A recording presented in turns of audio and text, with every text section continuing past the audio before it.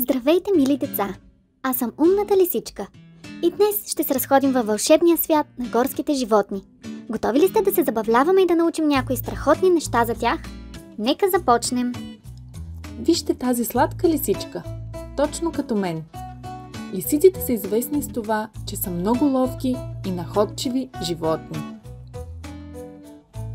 Ах, погледнете и катеричката, която се катери по дървото. Катеричките са изключително спретнати и обичат да си играят на високо. А през есента събират жълъди и други ядки, които трупат в хралупката си. Гледайте този симпатичен таралеж, който се скатава на топка. Таралежите имат бодлички, които ги пазят от опасности. Имаме и вълците, които обичат да живеят в групи. Вълците са добри родители и се грижат за своите вълченца. Гледайте само тези любопитни зайци, които живеят в дупки под земята.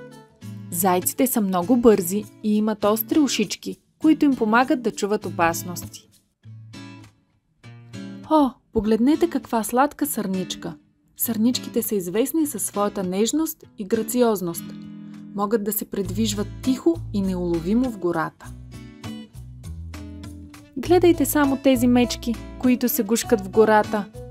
Мечките са големи и имат мощен рев. Те зимуват и сънуват през студените месеци. Ето ги и елените. Елените са невероятни животни с красиви рога, които стават все по-впечатляващи с възрастта им. Надявам се, че се забавлявахте и научихте много интересни неща днес. Ще се видим следващият път. До скоро!